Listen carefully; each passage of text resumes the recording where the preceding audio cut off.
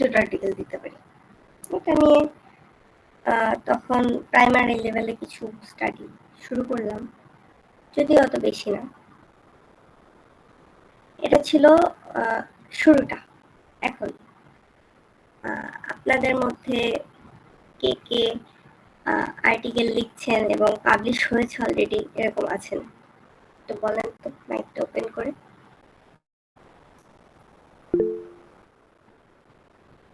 ওকে, হ্যাঁ, আপনি mic open করে বলতে পারেন। আবু সাইদ সরকার। আসসালামু আলাইকুম। ওয়ালাইকুম আসসালাম। আমি কার্বন ফাইবারের র ম্যাটেরিয়াল সম্বন্ধে আমার ডিপার্টমেন্টেরই একটা রিসার্চ পেপারের উপর আর্টিকেল লিখছি আর কি। মানে এখনো ওটা এডিট পর্যায়ে আছে, এখনো পাবলিশড হয়নি। এটুকু ছোট্ট অভিজ্ঞতা। আমি আপাতত সেকেন্ড ইয়ারে পড়াশোনা করতেছি, তো এর থেকে বেশি আমি এই ব্যাপারে জানি না। দেখা যাক কত দেখলে। হ্যাঁ, অ্যাজ এ ফার্স্ট ইয়ার এটা খুবই ভালো অ্যাচিভমেন্ট অবশ্যই। এবং ইনশাল্লাহ আপনার এটা পাবলিশ হবে আশা করছি আমরা। এখানে আর কেউ আছেন যারা আর্টিকেল লিখছেন বা সাবমিশন করেছেন? অনগোয়িং প্রসেসে আছে।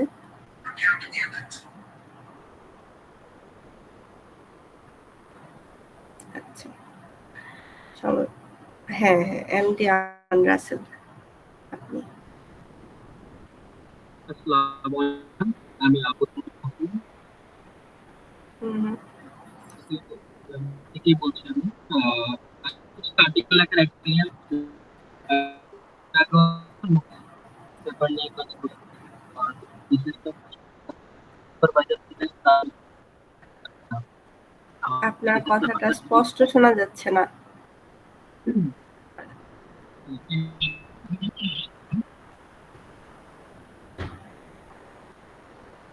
সম্ভবত নেটওয়ার্কের কারণে আমি স্পষ্ট শুনতে পাচ্ছি না।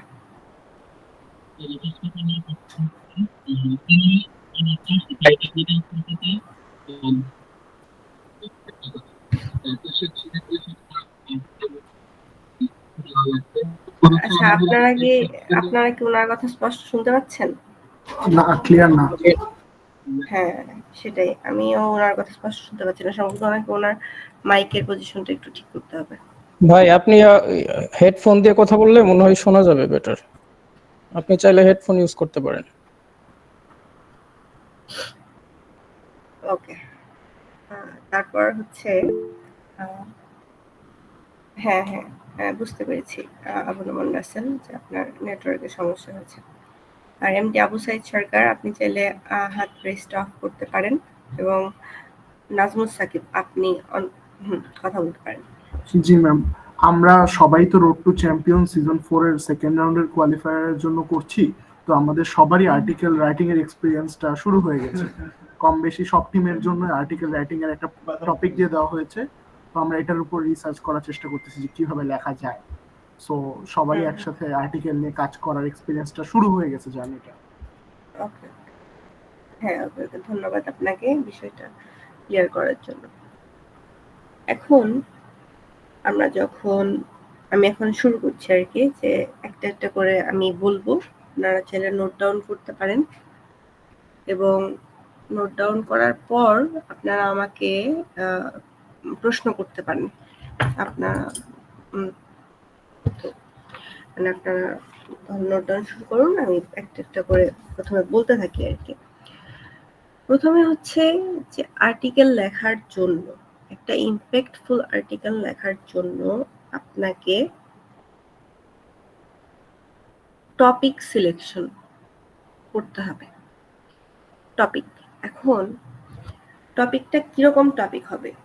আমরা যেহেতু টেক্সটাইল সেক্টরে আছি, সেটা আমি টেক্সটাইল সেক্টরের উদাহরণ দিয়েই বলতে চাচ্ছি। যখন আপনি একটা আর্টিকেল লেখা শুরু করবেন, তার আগে আপনাকে একটা ভালো টপিক চয়েস করতে হবে।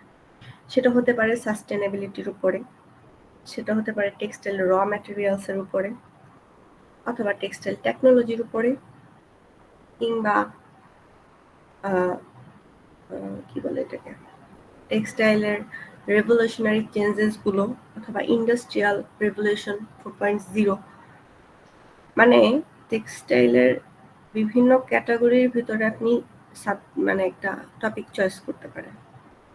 এখন এই কারেন্ট ওয়ার্ল্ডে সাস্টেইনেবিলিটি নিয়ে অনেক কাজ হইতেছে, টেকনোলজি গুলো ওয়েস্টের পরিমাণ কমিয়ে নিয়ে আসতেছে এবং ওয়েস্ট দিয়েও নতুন নতুন কিছু তৈরি হচ্ছে, সেটা আপসাইক্লিং প্রসেস হতে পারে, রিসাইক্লিং প্রসেস হতে পারে,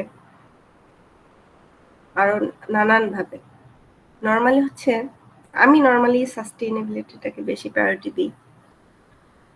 আর সাস্টেইনেবল ডেভেলপমেন্ট গোল 17, এটার ভিতরে ইন্ডাস্ট্রি, টেক্সটাইলস এগুলো নিয়ে বেশ কাজ হচ্ছে এখন। সেই ক্ষেত্রে আপনি যেই সেক্টরটাতে ইন্টারেস্ট ফিল করেন টেক্সটাইলের, সেই সেক্টর থেকে একটা টপিক সিলেকশন করবেন ফার্স্টে। এরপর আপনি একটা নোটবুকে নোট ডাউন করবেন যে আপনি এই টপিকটার ভিতর কি কি দেখতে চাচ্ছেন, মানে এই আর্টিকেলটার ভিতরে আপনি কি কি কভার দিতে চাচ্ছেন সেটা আপনাকে একটা রাফ সামারাইজ করতে হবে, যে আপনি এক্সেপশনাল কি তুলে নিয়ে আসতে চাচ্ছেন। এর জন্য আপনাকে ওই টপিক রিলেটেড ইন্টারনেটে আরো এই রিলেটেড টপিক সার্চ করে পড়তে হবে এবং সেগুলোর ভিতর থেকেও একটা সামারি ক্রিয়েট করতে হবে আপনার নিজের আর্টিকেলের জন্য। কারণ আপনি তো সব ইনফরমেশন একদম নতুন নতুন তো পাবেন না, সেই ক্ষেত্রে আপনাকে কিছু হয়তো বা প্রিভিয়াস যতগুলো আর্টিকেল আছে এই টপিকের উপর, সেখান থেকে একটা কমন সিনারিও বের করে নিয়ে আসতে হবে। তারপর আপনি ওই রাফ থেকে আপনার আর্টিকেলটা কেন স্পেশাল সেটা আপনি আইডেন্টিফাই করবেন এবং সেইটাকে ফোকাস করে আর্টিকেলটার স্টার্ট পয়েন্টের পর থেকে আপনি আপনার যে টপিক এবং আপনার টপিকের যে এক্সেপশন সেটা নিয়ে লেখা শুরু করবেন এবং ফাইনালি আপনার টপিকটা যদি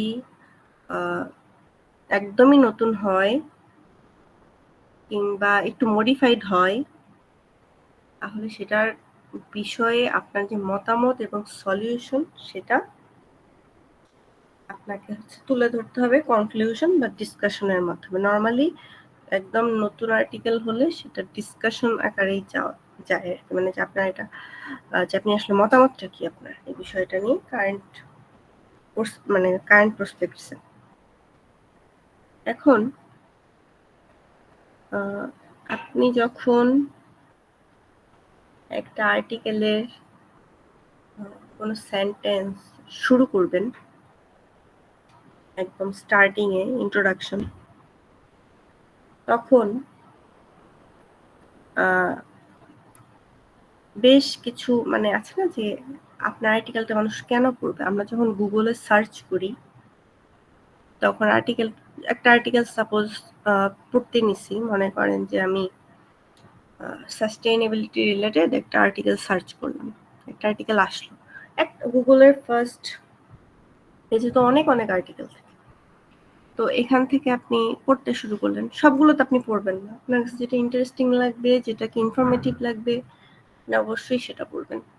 তো সেই ক্ষেত্রে আপনি আপনার আর্টিকেলের স্টার্টিংটা চাইলে কোয়েশ্চেন মার্ক দিয়ে শুরু করতে পারেন, যারা মানুষ ইন্টারেস্ট ফিল করে, মানে হুক, মানুষকে আটকানো, এটাকে হুক বলে আর কি কন্টেন্ট রাইটিং এর ভাষায়। তো আপনি যদি মানুষকে আটকাতে চান হুকের মাধ্যমে, তাহলে আপনার সেন্টেন্সটাকে WH কোয়েশ্চেন দিয়ে শুরু করতে পারেন, কিংবা হচ্ছে যে কোনো একটা সার্ভে রিপোর্ট দিয়ে শুরু করতে পারেন যে বর্তমান ওয়ার্ল্ডে সাস্টেনেবিলিটির এরকম একটা নতুন টেকনোলজি আবিষ্কার হয়েছে, সেটা সম্পর্কে কি আপনি জানেন? এরকম টাইপের একটা প্রশ্ন দিয়ে আপনি শুরু করতে পারেন। তারপর হচ্ছে ইনফ্যাক্ট দিয়ে কোনো একটা নতুন একটা তথ্য আপনি ফার্স্ট সেন্টেন্সে দিয়ে দিলেন, যেন মানুষ হচ্ছে জিনিসটাতে আগ্রহী হয়। যেমন অনেকটা ব্যাপারটা হচ্ছে ইউটিউবের থাম্বনেইলের মতো, যে আপনি থাম্বনেইল দেখে থাম্বনেইলটা এমন ইন্টারেস্টিং করে বানায় যে মানুষ দেখার জন্য ইন্টারেস্ট ফিল করে। তো এরকম আপনার আর্টিকেল যেন পড়ার জন্য মানুষ ইন্টারেস্ট ফিল করে, ওইরকম একটা তথ্যবহুল ইনফরমেশন অথবা WH কোয়েশ্চেন দিয়ে আপনি আর্টিকেলটা শুরু করতে পারেন। সেখানে আপনার আর্টিকেলটা অনেক অংশে ইম্প্যাক্ট ফেলবে। তারপর আপনি যখন আর্টিকেলটা শুরু করলেন হুক পয়েন্ট দিয়ে, তো পড়ার পর আপনার এটার সাথে পড়তে পড়তে একটা সময় এসে দেখা যাবে, মানে ইন্ট্রোডাকশনের একটা সেকশনে এসে দেখা যাবে যে আপনি আসলে আর্টিকেলটা কি নিয়ে লিখছেন। মানে মানুষ আবার একটা ইন্টারেস্ট ফিল করতে চাইবে যে আচ্ছা আচ্ছা এটা এটা এটা এটা, তারপর হচ্ছে মানে মানুষ মেইন পয়েন্টটা যাবে। সেক্ষেত্রে আপনি আরো একটা ইন্টারেস্টিং ফ্যাক্ট অ্যাড করে আপনার আর্টিকেলের ব্যাপারে আপনি যেই এক্সেপশনটা আনতে চাচ্ছেন সেই এক্সেপশন কনসেপ্টটার কথা অ্যাড করে আপনি মানুষকে রিহুকড করতে পারেন, মানে মানুষের ইন্টারেস্টটা আবার আরেকটু বাড়িয়ে দিতে পারেন। এটা হচ্ছে আরেকটা পয়েন্ট। এখন যেহেতু আমরা ইন্ট্রোডাকশন পয়েন্টে আছি, তো ইন্ট্রোডাকশনের ভিতরে আপনি সেন্টেন্স স্টার্টিং এর জন্য আরো বেশ কিছু ওয়ার্ড আছে যেগুলা আপনি ইউজ করলে হুক, মানে হুক জিনিসটা আপনি ইউজ, মানে পিপল হচ্ছে আপনার আর্টিকেলের সাথে হুকড হবে। তো এরকম কয়েকটা ওয়ার্ড আমি বলছি, এগুলা বিভিন্ন আর্টিকেল ভেদে বিভিন্ন জায়গায় ইউজ হবে। সেটা হচ্ছে যেমন furthermore, in addition to, additionally, similarly, in fact, correspondingly. তো এগুলোর মতো আর কি। তারপর হচ্ছে সেকেন্ড, যখন আপনি আর্টিকেলের সেকেন্ড ধাপে যাবেন, মানে ইন্ট্রোডাকশন পার্টটা শেষ হবে, তখন আপনি ইন্ট্রোডাকশন আপনি আপনার ফুল টপিকটাই একটা ছোটখাটো সামারিজ আকারে ব্রিফ করবেন, যেন পিপলরা বুঝতে পারে মূল থিমটা। তারপর আপনি বিভিন্ন আপনার আর্টিকেলের যে পয়েন্টগুলো, ফোকাসিং পয়েন্টগুলো, ওগুলাকে একটা একটা করে ডেসক্রাইব করবেন। যেমন হতে পারে আমার ক্ষেত্রে আমি যেটা করি আর কি, আমি নর্মালি আমার আর্টিকেলগুলোর ভিতরে যে টপিকটা চয়েস করেছি ওইটা বেস হিস্ট্রি থাকলে হিস্টোরি অ্যাড করি, এক্সপোর্ট ইম্পোর্ট ডাটা থাকলে সেটা অ্যাড করি। যদি এটা কোনো প্রবলেম রিলেটেড আর্টিকেল হয় তাহলে সলিউশনগুলোকে ফোকাস করার ট্রাই করি, কিংবা পিপলরা কোন পয়েন্টগুলোকে ফোকাস করতে পারে সেটার কথা উল্লেখ করি এবং ওইটার ব্যাপারে ডিটেলস লিখি। এরপর আপনি যদি ফিউচার প্রসপেক্ট নিয়ে আর্টিকেল লেখেন বা আপনার আর্টিকেলের ভিতরে যদি ফিউচার প্রসপেক্ট পয়েন্টটা থাকে, তো সেই ক্ষেত্রে আপনি কম্পেয়ার করতে পারেন, কম্পেয়ারিজন করতে পারেন বর্তমানের সাথে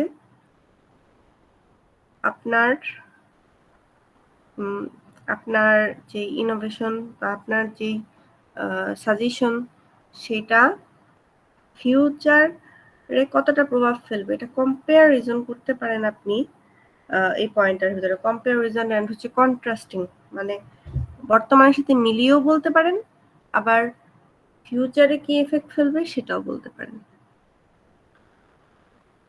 তারপরে হচ্ছে যে তারপর আপনি যে এক্সপ্রেসিং রেজাল্ট, মানে আপনার এটার ফলাফলটা আসলে কি হবে, ফলাফলটা সুদূর প্রসারী প্রভাব কতটুকু হবে, এটা নিয়ে লিখতে পারেন। তারপরে একটা উদাহরণ এক্সাম্পল অ্যাড করা যেতে পারে। তারপর আপনার কোনো সাজেশনস থাকলে সেটা অ্যাড করা যেতে পারে, অথবা ওইটা রিলেটেড আপনি যেটা করেছেন ওইটার সাথেও যদি আপনার আরো সুদূরপ্রসারী কোনো কিছু প্ল্যান থাকে, আপনি সেটাকেও অ্যাডিং আইডিয়াস অর সাজেশনস এর ভিতরে অ্যাড করে দিতে পারেন এবং পরবর্তীতে ওইটা নিয়ে আবার লিখতে পারেন। এবং একটা আর্টিকেলের ক্ষেত্রে সবচেয়ে বেশি ইফেক্টিভ হয় যেটা করলে, সেটা হচ্ছে বিভিন্ন ইন্ডাস্ট্রিয়াল ইনসাইটস আর হচ্ছে রিনাউন্ড পিপলদের কমেন্টস অ্যাড করতে পারলে, আর তাদের কোনো রিসার্চের ডাটা অ্যাড করতে পারলে, এটা করতে পারলে খুবই ভ্যালু অ্যাড করে আর্টিকেলগুলো, বিশেষ করে নিউজ রিলেটেড আর্টিকেলগুলোতে এগুলো খুব বেশি ম্যাটার করে। আর সব সময় যখন আর্টিকেল লিখবেন তখন চেষ্টা করতে হবে যে আপনি রিসেন্ট ডাটা নিয়ে কাজ করছেন কিনা, এটা নিয়ে আপনাকে কনসার্ন থাকতে হবে যে রিসেন্ট ডাটা।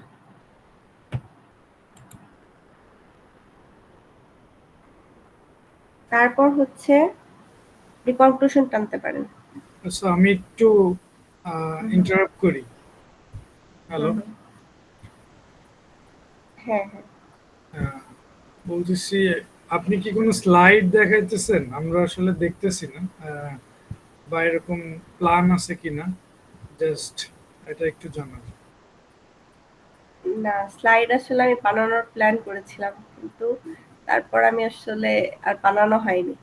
আমি তো সবাইকে জন্য নোট ডাউনের বিষয়টা বলেছিলাম, যে সবাই Okay, যেন okay. নোট ডাউন করে।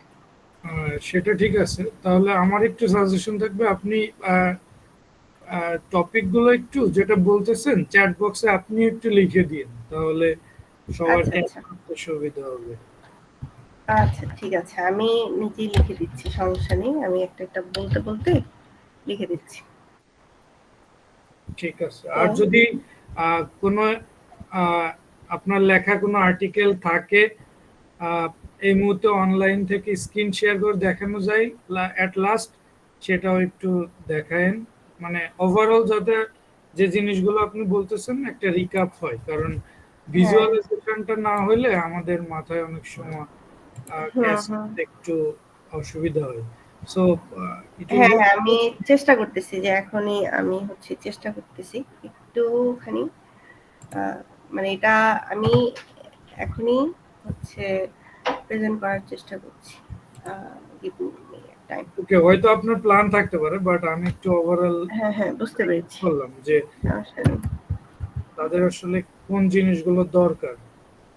আর এখানে আমাদের পার্টিসিপেন্ট গুলো হয়তো আপনি জানেন যে যারা আমাদের এই প্রতিযোগিতায় নেক্সট রাউন্ডে যাবে তাদেরকেই সেগ্রিগেট করে এখানে আনা হয়েছে। সো এই জন্য আমাদের পার্টিসিপেন্ট একটু কম, বাট যারা আছে they are dedicated for this particular item. এই জন্য আমি বলতেছিলাম যে ভিজুয়ালাইজেশনটা যদি হয় তাহলে এটা একটু বেটার হবে আর কি। হ্যাঁ হ্যাঁ, আমি বুঝতে পারছি, আমি এই যে এখনই হচ্ছে দিচ্ছি, মানে স্ক্রিনটা শেয়ার করছি আর কি। এটা করলে আমাদের জন্য বুঝতেও সুবিধা, যে আপনি আপনার কথার সাথে রিলেট করতে ইজি হবে। হ্যাঁ হ্যাঁ, আমি বুঝতে পেরেছি। এক মিনিট, গিভ মি টাইম প্লিজ।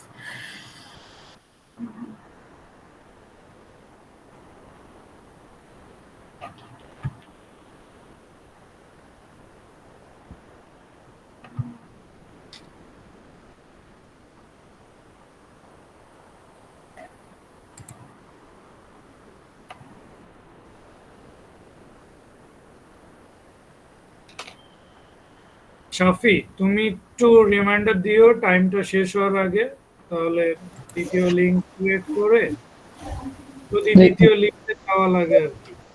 জি ভাই। ঠিক আছে, জি ভাই। স্ক্রিন কি শেয়ার হয়েছে? না এখনো হয়নি। জি না, হয়নি। আচ্ছা, ওকে। চ্যাট বক্সে দরকার হলে দ্বিতীয় লিংকটা দিয়ে রাখো, বা সবাই কপি করে রাখুক, যাতে যদি লাগে আর কি দ্বিতীয় লিংক, তাহলে যাতে সবাই আবার জয়েন করতে পারে। জি ভাই। আচ্ছা, স্ক্রিন শেয়ার হতে হতে আমি একটু ফ্লোর নিচ্ছি। এখানে আমাদের পার্টিসিপেন্টরা আছেন রোড টু চ্যাম্পিয়ন সিজন 4 এর, তাদের সাথে পরিচয় করিয়ে দিচ্ছি। এখানে আমাদের টেক্সটাইল ইঞ্জিনিয়ার সোসাইটির সিওও আমাদের মোর্শেদ আলী ভাইয়া কিন্তু উপস্থিত আছেন, আজকে আপনাদের সাথে সেশনে অংশগ্রহণ করেছেন। ভাইয়া মেবি আমাদের পার্টিসিপেন্টদের সাথে পরিচয় হননি এখনো, সুযোগ হয়নি ওইভাবে পরিচয় করিয়ে দেওয়ার। ভাইয়া ইটস যদি ওকে, আমাদের পার্টিসিপেন্টদের উদ্দেশ্যে কিছু বলতেন। Okay, okay. Thank you so much Marjan for give me the floor. সবাইকে অসংখ্য ধন্যবাদ যে আপনারা একটা গাইডলাইনের ভিতর দিয়ে এখানে এসে পৌঁছেছেন। আমি গাইডলাইন এই কারণে বলতেছি কারণ আমাদের একটা প্ল্যান আছে আপনাদেরকে একটা কেসকে কিভাবে রিপ্রেজেন্ট করার জন্য তৈরি করতে হয়, অ্যাজ ওয়েল অ্যাজ আপনাদেরকে কিভাবে ইন্ডাস্ট্রিয়াল বেস তৈরি করা যায় তার উপর ভিত্তি করে আমাদের এই ধরনের কম্পিটিশন লঞ্চ করা। So road to champion season 4 আমাদের 4th সিজন চলতেছে। এর আগে আমরা জন্য আচ্ছা, এখানে যে আর্টিকেলটা আমরা দেখতে পাচ্ছি এটা হচ্ছে turning trash into treasure, the success story of water hyacinth handicraft in Bangladesh. এটা মোটামুটি কি বলে এটাকে, কচুরি পানার হ্যান্ডিক্রাফটস এর ফিউচার এবং প্রেজেন্ট কন্ডিশন এই দুইটা নিয়েই লেখা আর্টিকেলটা। সেই ক্ষেত্রে আমরা যদি দেখি যে আর্টিকেলটার ভিতরে যে যদি দেখি তাহলে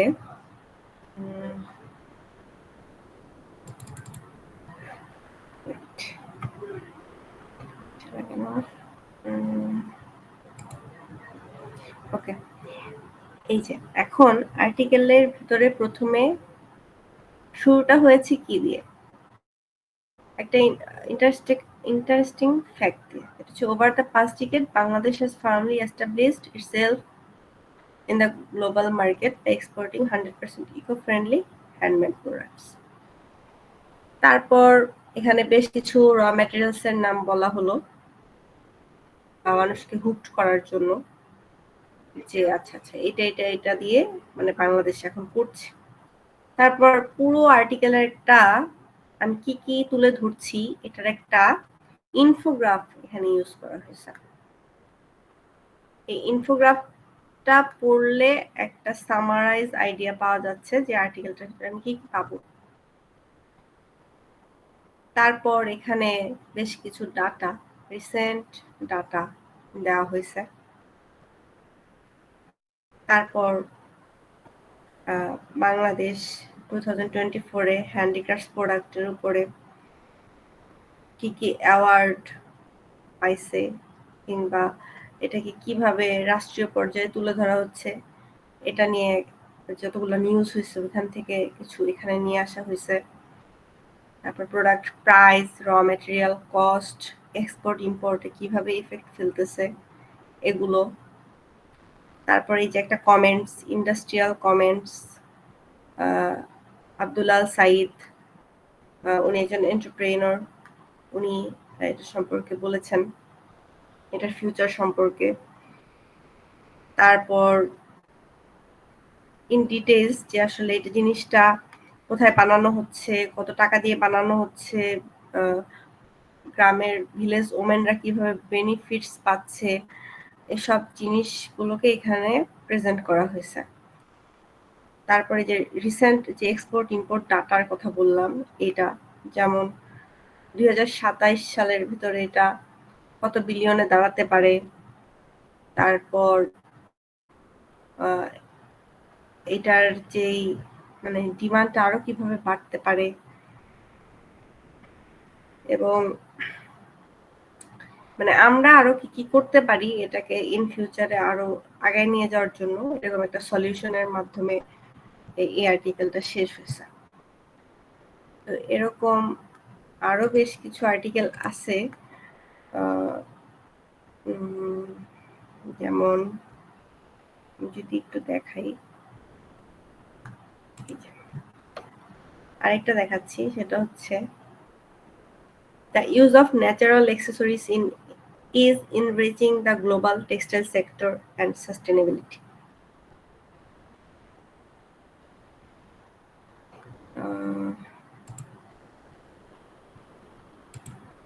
আচ্ছা, এই যে এখন দেখা যাচ্ছে।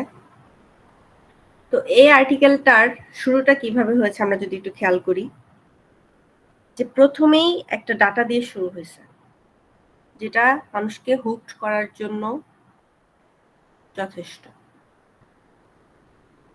এখানে আমি প্রথমে ডাটা দিলাম যে এই ন্যাচারাল অ্যাক্সেসরিজ এর ইন্ডাস্ট্রিটা কতটুকু এখন গ্লোবালি হোল্ড করছে।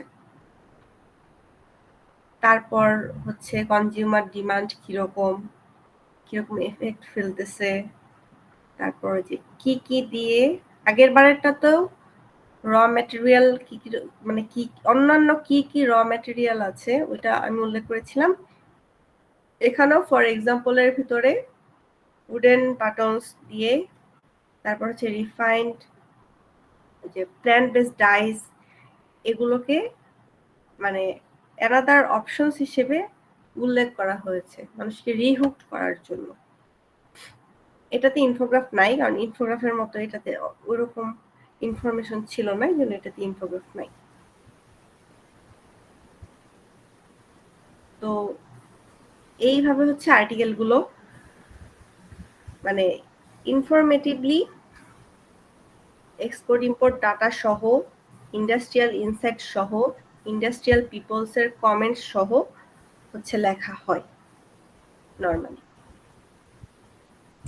তো এখন আমরা হচ্ছে আসি আরেকটা কথায়, সেটা হচ্ছে যে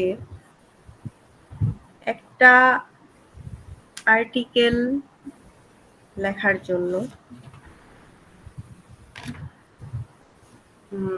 কিছু মাস্ট বি ফলো টিপস আছে, সেটা আমি বলি সব আর্টিকেলের জন্য। Sorry for the interruption. আমি কি আপনাকে একটু আরেকটা ইনফরমেশন দিচ্ছি, সেটা হলো আপনি একটা কাজ করতে পারেন। আপনি তো ল্যাপটপে শিওর? আপনি ওয়ার্ড ফাইলটা ওপেন করে স্ক্রিন শেয়ারটা করে আপনি যেটা বলতেছেন ওভারঅল, তাহলে একটা ভিজিবিলিটি থাকবে আমাদের। হ্যাঁ বুঝতে পেরেছি। ঠিক আছে, এবং ইট উইল বি বেটার যদি আপনি পাশাপাশি একটু ইনফরমেশন দিয়ে যান যে এটার জন্য আমি এটা লিখলাম, এভাবে একটা ফুল আর্টিকেল লিখতে হয়। তাহলে কি হবে, আপনি যে পয়েন্টগুলো বলতেছেন আমাদের সামনে এটা ভিজিবল হবে যে ফাইন, এইভাবে আমরা এই পয়েন্টগুলো পয়েন্ট আউট করি, দেন এইভাবে আমরা আসলে ফাইনাল রেজাল্টটা পাই। হ্যাঁ বুঝতে পেরেছি। ওকে, যেহেতু স্লাইড নাই, তো এটা একটা বেস্ট অপশন আমাদের সামনে মানে দেখার, তাহলে এবং মনে হয় ভালো হবে সবার জন্য। হ্যাঁ আচ্ছা ঠিক আছে, আমি এখন একটা স্ক্রিন শেয়ার করব, সেটা হচ্ছে আমি দেখাচ্ছি।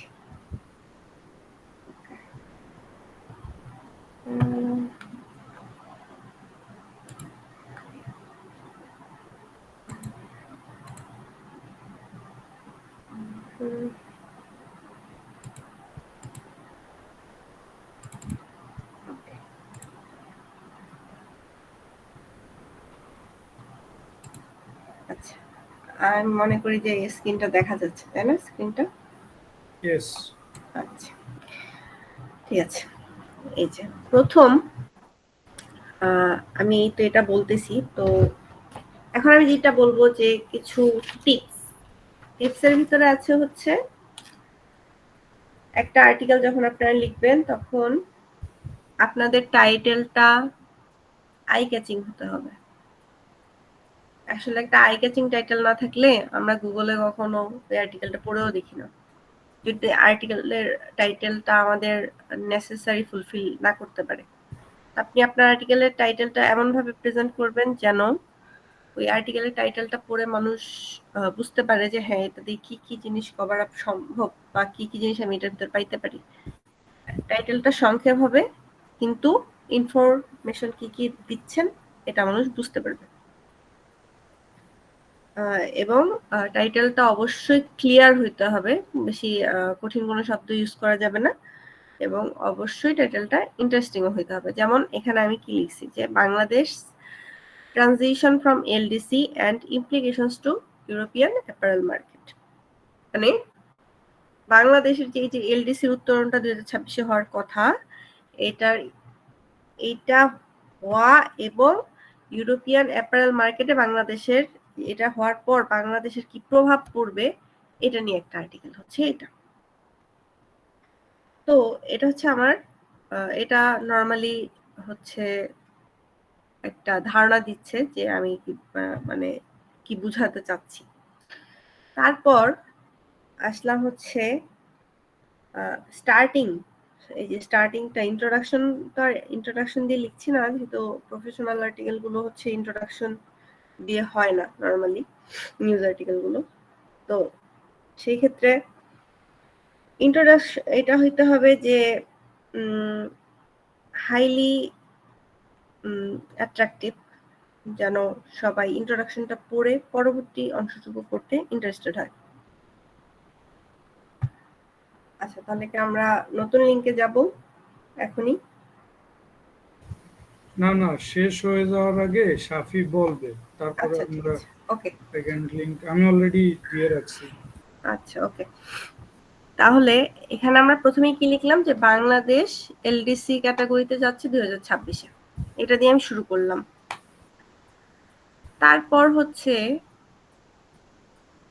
যে এটা আসলে ইউরোপীয় ইউনিয়নে কতটুকু কি ধরনের এফেক্ট ফেলতে পারে, মানে জাস্ট একটা সামারি তুলে ধরলাম বিভিন্ন ডাটা ইনফরমেশন দিয়ে যে হ্যাঁ এটা হতে পারে। যেমন এখানে আমি এই যে ডাটাটা উঠাইছি যে 45% of export is export destination, quota free access, এটা কতটুকু কনস্টিটিউটেড করবে।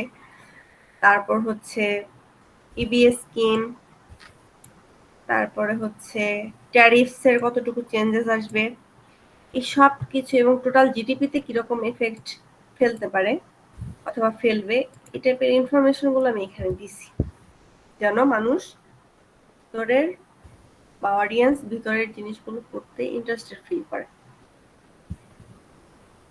তারপরে আসলো হলো একটা clear data, export import data, যেটা হচ্ছে বিষয়টাকে আরো অথেন্টিক করবে, আপনার আর্টিকেলটাকে ভ্যালু অ্যাড করবে, যে আর্টিকেলটা কতটুকু রিসেন্ট ইনফরমেশন দিয়ে তৈরি এটা বুঝতে।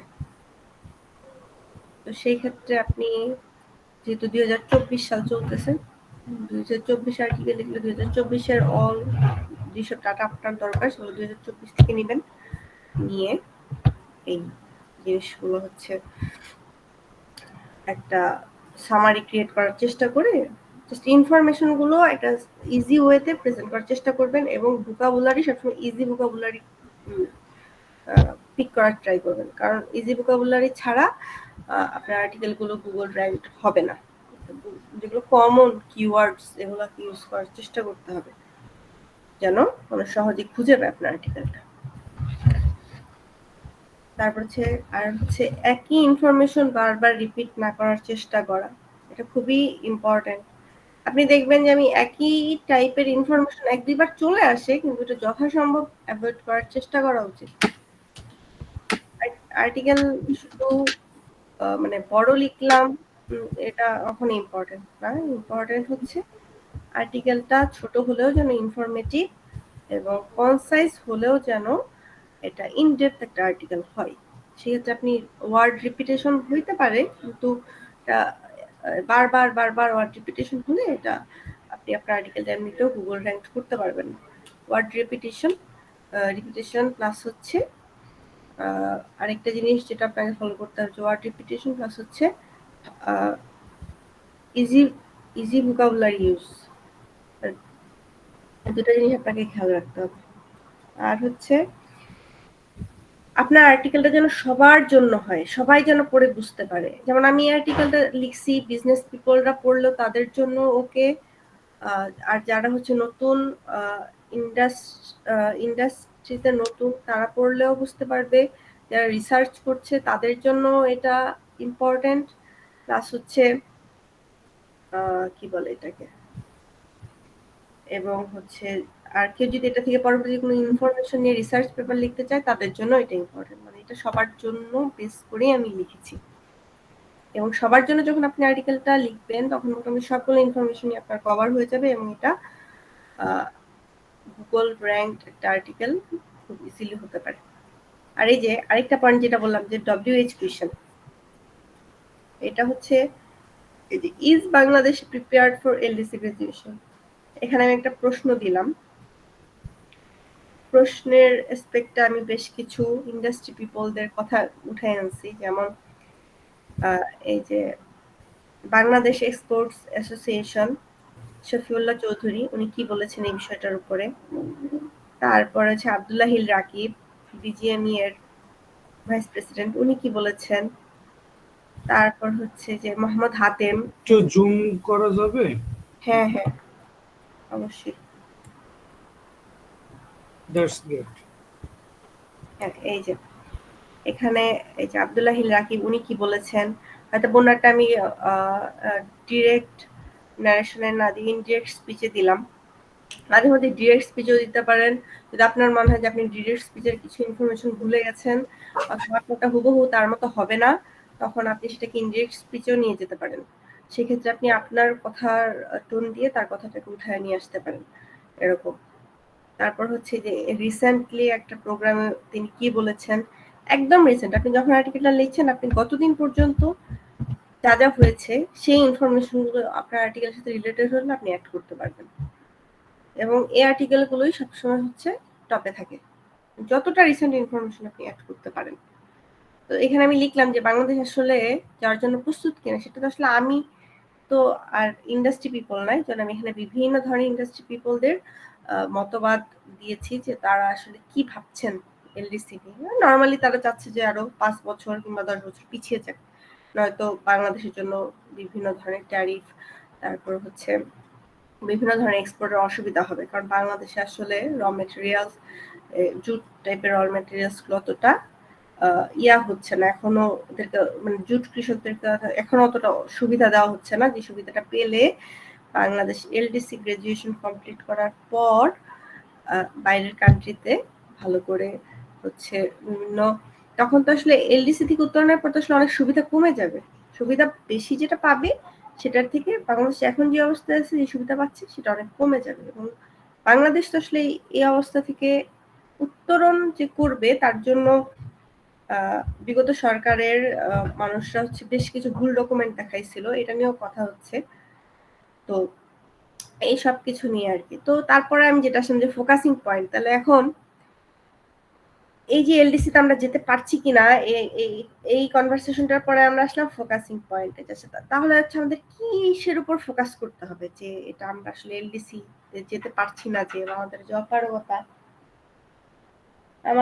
অপারগতা, তো এই অপারগতাটা আসলে কিভাবে আমরা ঠিকঠাক করব, তাই এই অপারগতাটা আমরা কিভাবে কমাতে পারি, আমরা কোন পয়েন্টগুলোর দিকে ফোকাস দিলে এটা কমবে।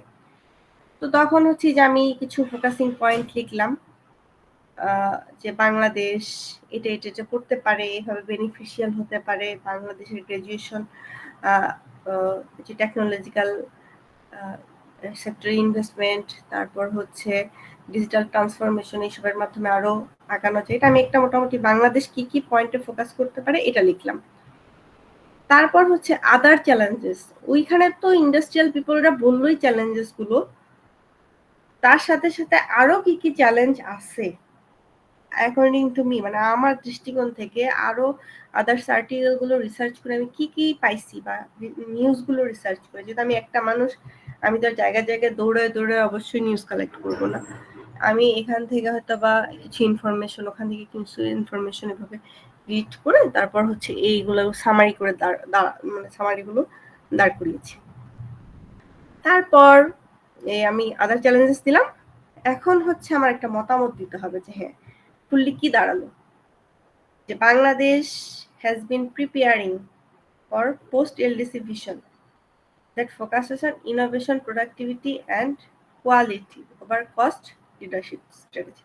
মানে আমি আমার মতামত দিচ্ছি যে বাংলাদেশ আসলে প্রিপারেশন নিচ্ছে, আরো কিভাবে প্রিপারেশন নিতে পারে ওইটার একটা সামারি টেনে আমি আর্টিকেলটা শেষ করলাম। এটা হচ্ছে একটা মোটামুটি একটা রিসার্চ আর্টিকেল, এই বাংলাদেশের কারেন্ট প্রসপেক্টস এবং কারেন্ট প্রবলেম নিয়ে লেখা। এখন এই আর্টিকেল দেখার পর আপনাদের কারো কোনো প্রশ্ন যদি থাকে যে হ্যাঁ আমি এই ব্যাপারটা জানতে চাই, আমাকে জানান।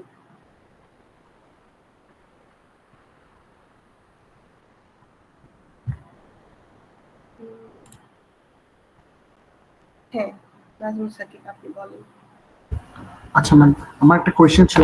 আর্টিকেলের তো ম্যাম বেসিক্যালি আমি যেটা দেখলাম আপনি বলেন 3টা পার্টের মতো আমরা করতেছি, introduction and then writings and then conclusion বা ডিসকাশনে আসতেছি।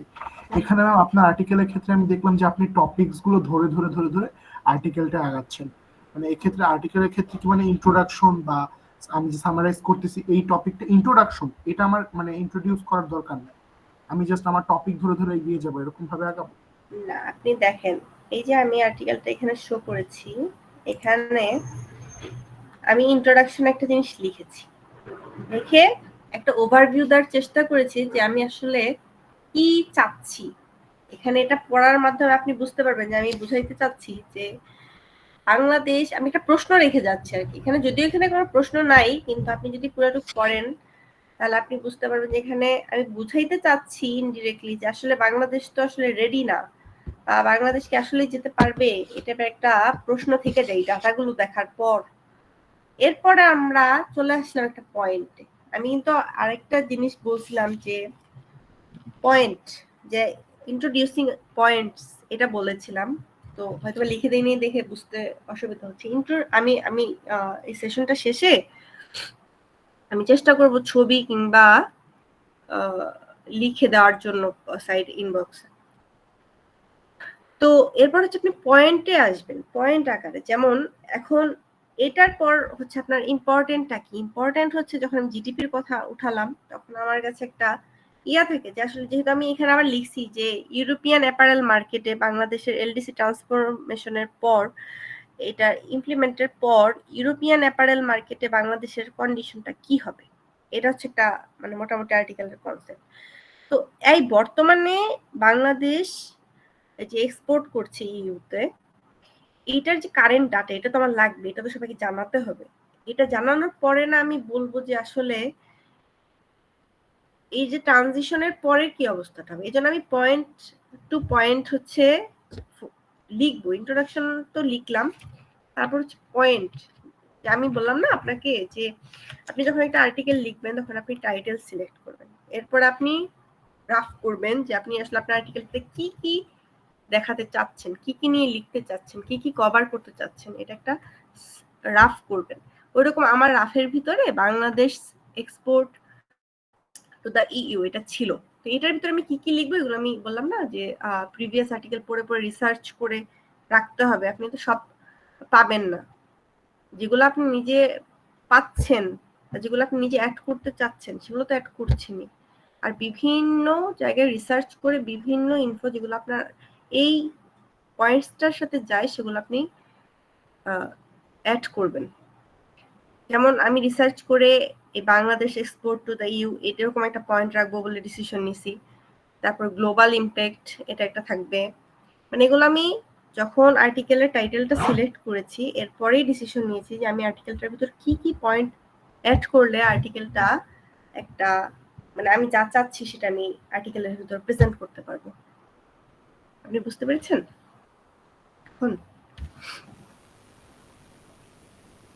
ম্যাম আমার একটা কোশ্চেন ছিল।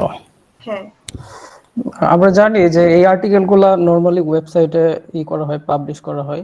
তো অনেক ক্ষেত্রে অনেকের আর্টিকেলগুলো ওয়েবসাইটে পাবলিশ করা হয় না। এর কারণ হচ্ছে যে একটা ওয়েবসাইট র‍্যাঙ্ক করার পিছনে তার কন্টেন্ট অনেকাংশে দায়ী। এখন কন্টেন্ট যদি ভালো না হয় সেই ক্ষেত্রে তারা কিন্তু প্রকাশ করবে না। এখন কোন কোন বিষয়গুলোর উপর ফোকাস করলে আমার কন্টেন্টটা এসইও ফ্রেন্ডলি হবে, মানে সার্চ ইঞ্জিন অপটিমাইজ এই ফ্রেন্ডলি হবে, কারণ এটার কারণে কিন্তু তারা আর্টিকেলগুলো নরমালি নিতে চায় না। তো এই বিষয়গুলো যদি সবাই জানতে পারে তাহলে আমার মনে হয় বেটার। হ্যাঁ হ্যাঁ, এইটা আমি রেখেছি আপনাদের সাথে, এটা নিয়ে আলোচনা করব। যেমন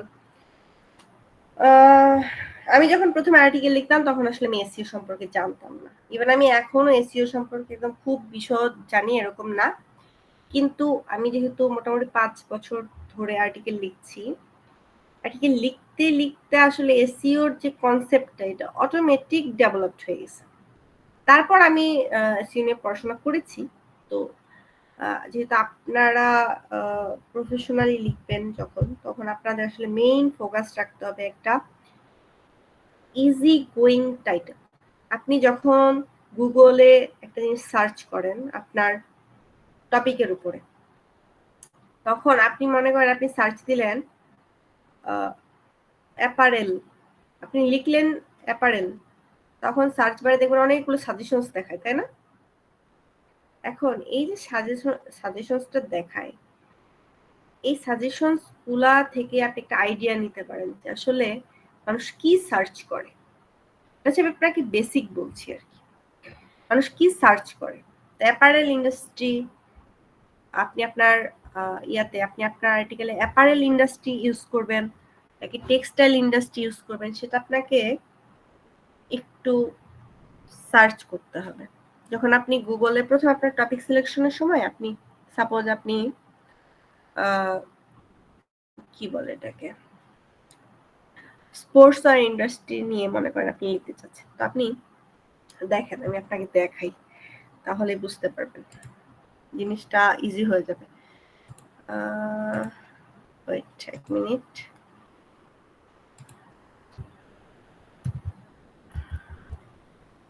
দেখেন কোথায় দেখা যাচ্ছে না তো,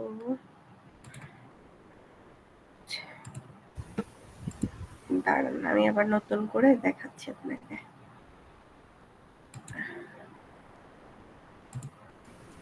একবার ইন্টার স্ক্রিন সিলেক্ট করে রাখলে তাহলে বারবার মানে হ্যাঁ বুঝতে পেরেছি। আচ্ছা, আমি তাহলে এখানে চলে যাই।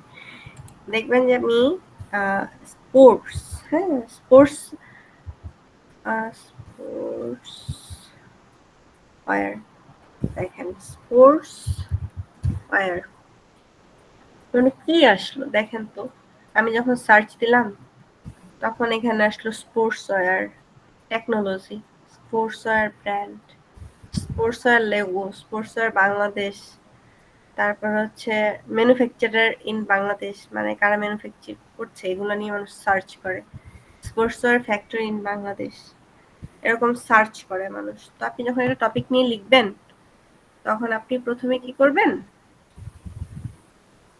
প্রথমে হচ্ছে এই এই জিনিসটাকে একটু আপনার টপিক যেটা ওইটা নিয়ে একটু সার্চ করার ট্রাই করবেন যে আমি যেটা লিখছি এটা নিয়ে আসলে কি কি মানুষ সার্চ করে, আমি কিভাবে লিখলে টপিকটা আই ক্যাচিং হবে।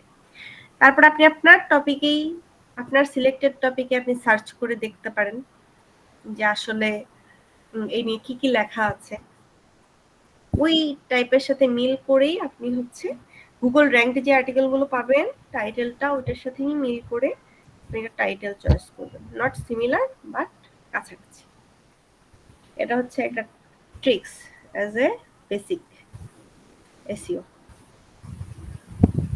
তারপর কিওয়ার্ড সিলেকশন একটা বড় জিনিস, আপনার আর্টিকেলের জন্য বেসিক কিছু কিওয়ার্ড আপনাকে ইউজ করতে হবে সেই ওয়েবসাইটের উপর বেস করে।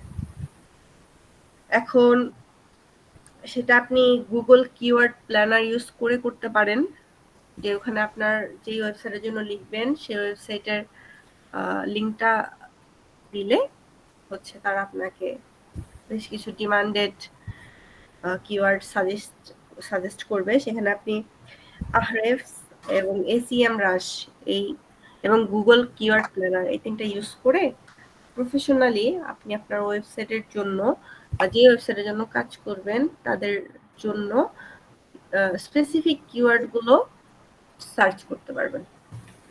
আমি লিখে দিচ্ছি, হ্যাঁ ওই যে দিয়ে দিয়েছি অলরেডি। আরেকটা আছে হচ্ছে এসইএম রাশ, ওইটা। তো এইগুলো দিয়ে হচ্ছে আরেকটা হচ্ছে গুগল, আমি লিখে দিচ্ছি ওয়েট, এটা হচ্ছে বেসিক গুলো, হ্যাঁ আমি কিন্তু আপনাদেরকে একদম বিগিনিংটা বলতেছি। আপনি যখন লিখবেন লিখতে লিখতে আপনি নিজেই বুঝে যাবেন আসলে কি লিখলে গুগলে এটা র্যাঙ্ক করবে। তারপরে হচ্ছে আর যখন আপনি এগুলো সার্চ করবেন তখন দেখবেন যে কোন কিওয়ার্ড গুলোর ভলিউম অনেক বেশি কিন্তু কম্পিটিশন কম, সেগুলো চয়েস করার ট্রাই করবেন।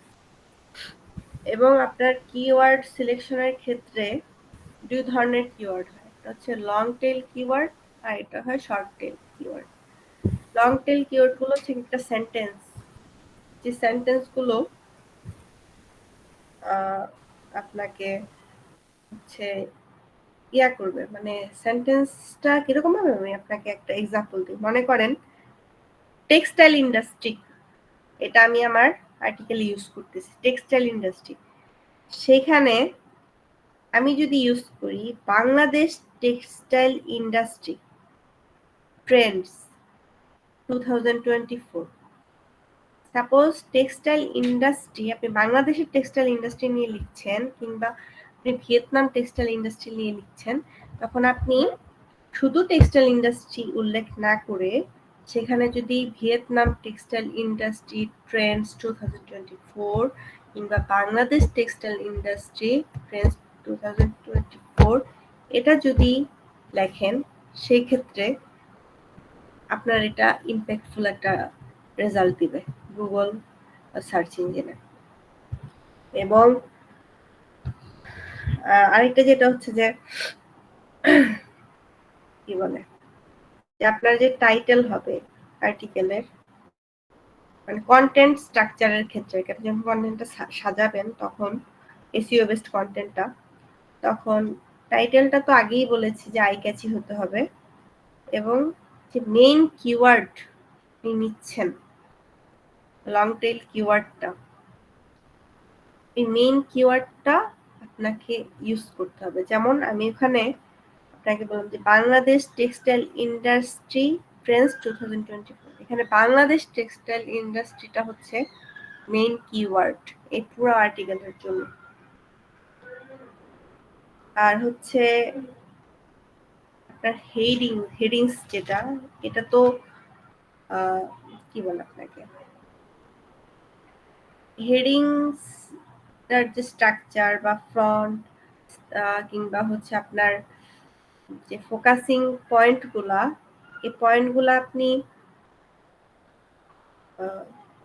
যখন চয়েস করবেন তখন ম্যাক্সিমাম সময় আপনি চেষ্টা করবেন যে বাংলাদেশ টেক্সটাইল ইন্ডাস্ট্রি, এই যে এই কথাটা, এটা যেহেতু আপনার ফোকাসিং পয়েন্ট হয় যে আপনি বাংলাদেশ টেক্সটাইল ইন্ডাস্ট্রির একটা পার্ট নিয়ে আলোচনা করছেন, মনে করেন জুট ফাইবার, মনে করেন এই যে আমি যে ইয়াটা বললাম টাইটেলটা, এটা হলো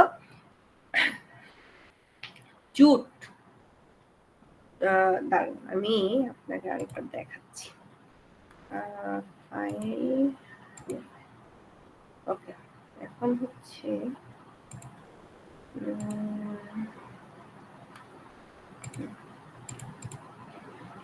ওকে,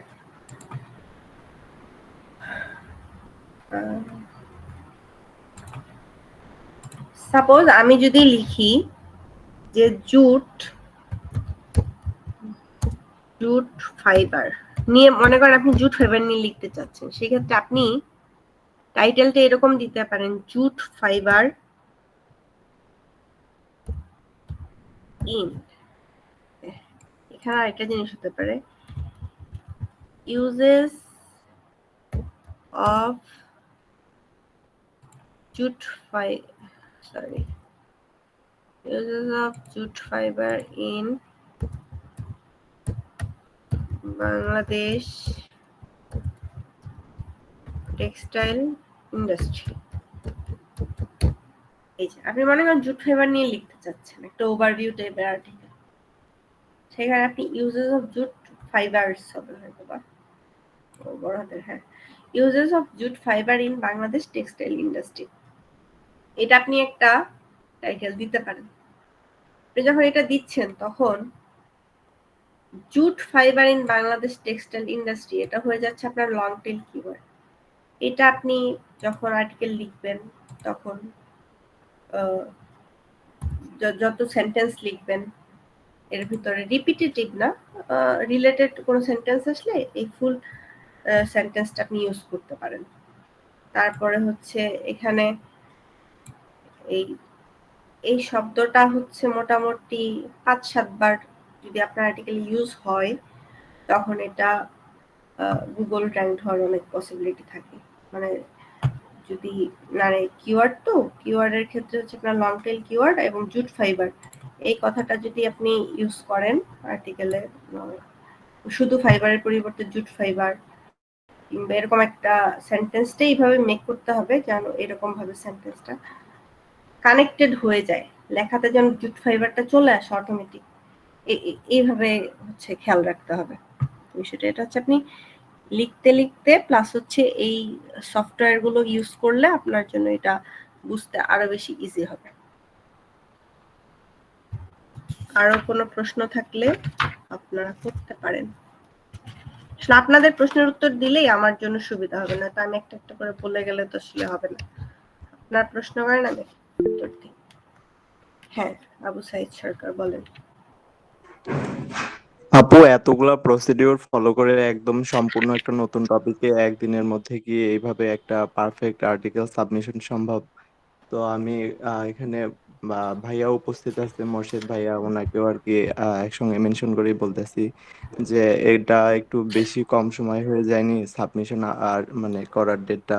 অনেকে এখানে নতুন আছে বা একদম সম্পূর্ণ একটা নতুন টপিক, এতগুলা তথ্য গ্যাদার করা, তারপর হয়তো বা আমি জানি না এখানে রেফারেন্সও দেয়া লাগতো কিনা, এখনো তো এই ব্যাপারে আপনি কিছু বলেনও নাই বা ভাইয়ারাও ওইভাবে গ্রুপে মেনশন করে দেয় নাই যে আসলে আমাদের এখানে মানে রেফারেন্স অ্যাড করা লাগতো কিনা। তো এই বিষয়ে একটু ধারণা দিলে আমাদের জন্য একটু সুবিধা হতো। আচ্ছা ভাইয়া, সেশনটা শেষ হলে আপনাদের আর্টিকেল আপনারা কিভাবে লিখবেন এবং আর্টিকেলের কোন বিষয়গুলো আপনাদের প্রবলেম ফেস করতেছেন, যারা আসলে আমাদেরকে অনেক সময় ইনবক্সে বলছেন যে আমাদের এই প্রবলেমগুলো হচ্ছে, সেগুলো নিয়ে হচ্ছে কথা বলবো, সেটা তো মার্জান বলছে। তো আপনারা সেশনটা শেষ করেন, তারপরে হচ্ছে আপনাদের পরবর্তী প্রসিডিউর গুলো বলে দেওয়া হবে।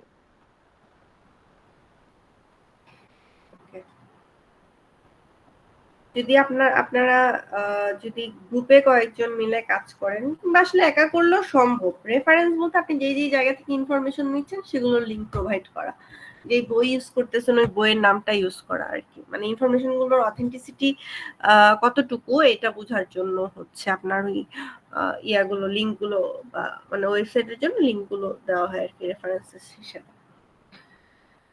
তো হ্যাঁ বলেন না। জি আপু, একটা কোয়েশ্চেন ছিল। হ্যাঁ। সাপোজ আমি মনে করেন সাপ্লাই চেইন নিয়ে কোনো একটা আর্টিকেল লিখতেছি, এখন সেখানে যদি আমি টাইটেলে বা হেডলাইনে আমি বাংলাদেশ কনসেপ্টটা আনলাম না, মানে বাংলাদেশ টার্মটা আমি আনলাম না, কিন্তু আমি এমনভাবে অ্যাড্রেস করলাম যে মনে করেন জিনিসটা বাংলায় লিখতেছি, তাহলে তো আমার বেসিক্যালি বাংলাদেশকে ইন্ট্রোডিউস করার চেষ্টা করব। তো সেক্ষেত্রে আমার রাইটিংস এর মধ্যে যদি আমি পুরো বাংলাদেশের কনটেক্সটে জিনিসটা লিখি, এটা কি ওয়াইজ ডিসিশন হবে নাকি আমি টাইটেলের মধ্যেই বাংলাদেশ টপিকটা নিয়ে আসার চেষ্টা করব? আপনি যদি আপনার আর্টিকেলে মোটামুটি 50% বাংলাদেশকে নিয়ে লেখেন, জি, তখন আপনার টাইটেলের ভিতর বাংলাদেশটা উল্লেখ করাটা ওয়াইজ ডিসিশন হবে। আচ্ছা ঠিক আছে, থ্যাংক ইউ।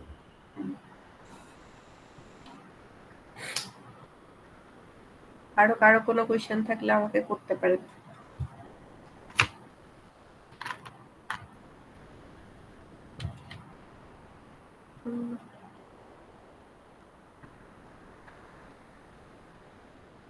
আর আপনাদের আরো কিছু মানে আপনাদের একদম এটা নোট করে রাখতে পারেন যে আসলে আপনি যখন কোনো আর্টিকেল লিখবেন তখন ওয়াইজ ডিসিশন হবে যদি আপনি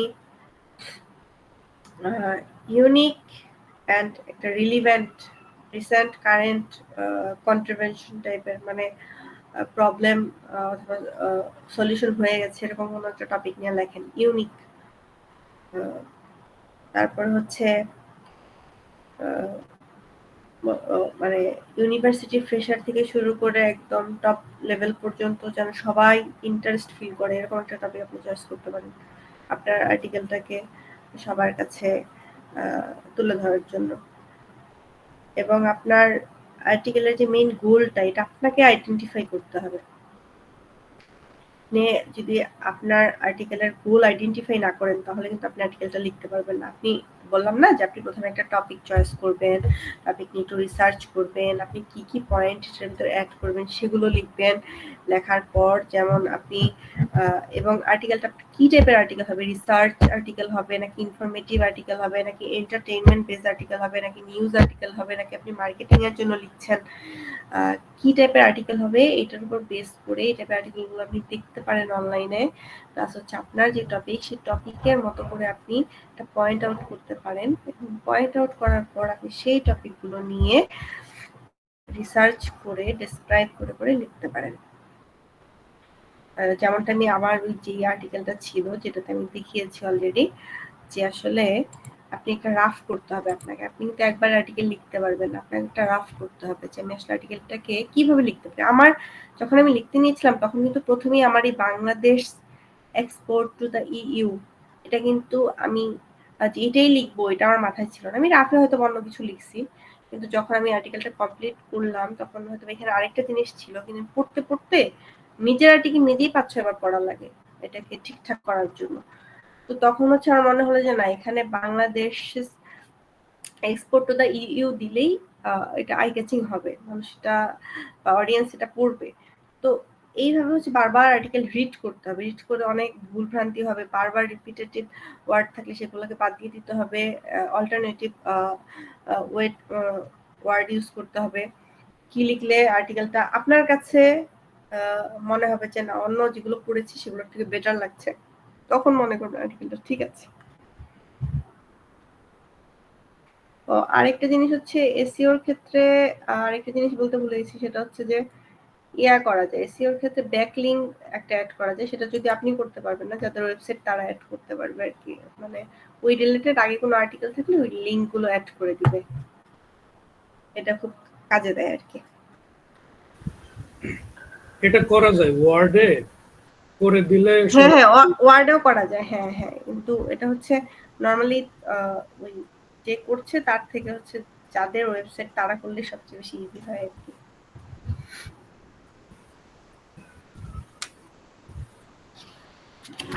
তারপরে ইন্ডিকেট করে দেওয়া যায় না যে আমার এখানে একটা ব্যাক লিংক হলে ভালো হতো? হ্যাঁ, এভাবে চাইলে হচ্ছে ব্যাকলিংক করে দেওয়া যায়, ব্র্যাকেটে মেনশন করে দেওয়া যায় তাদের বোঝার সুবিধার্থে। তারপরে হচ্ছে আমি আর কয়েকটা টিপস দিব, তারপরে ইনশাআল্লাহ শেষ করে দেব। সেটা হচ্ছে যে আপনি সেন্টেন্স স্টার্টারস হিসেবে আমি কয়েকটা ওয়ার্ড বলেছিলাম, তো এখন আমি বলবো হচ্ছে সেন্টেন্স স্টার্টার না, এখন আমি বলবো হচ্ছে কি বলে এটাকে, পজ। যদি আপনি আপনার আর্টিকেলে কোনো পজ দেখাতে চান তো সেই ক্ষেত্রে আপনি বেশ কিছু শব্দ ইউজ করতে পারেন। সেটা হচ্ছে যে অ্যাকর্ডিংলি, তারপর হচ্ছে ডিউ টু, মানে এগুলো হচ্ছে খুব ইজিলি আপনি ইউজ করতে পারবেন। যদি কোনো কজ দেখাতে চান, কোনো একটা ফ্যাক্ট দেখাতে চাচ্ছেন, সেক্ষেত্রে আপনি এগুলো ইউজ করতে পারেন। অনেকে বুঝতে পারে না অথবা সেন্টেন্স কানেক্টরের ক্ষেত্রে একই শব্দ বারবার ইউজ করে, এই জন্য আমি এটা বললাম আর কি, যে শব্দ খুঁজে পাচ্ছি না তাহলে কি আসলে ইউজ করবো, এগুলো আপনি কজ হিসেবে ইউজ করতে পারেন। তারপর হচ্ছে আপনি যদি কন্ট্রাস্ট কোনো সেন্টেন্সের ক্ষেত্রে আপনি করতে চান তখন আপনি ইউজ করতে পারেন যে কন্ট্রাস্ট বা কম্পারিজন।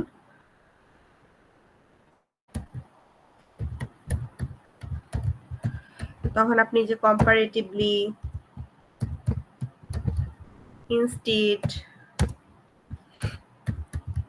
however, conversely,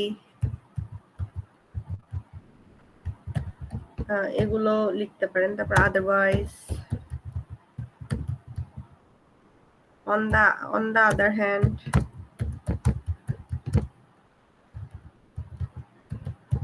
এই যে এগুলো ইউজ করতে পারেন।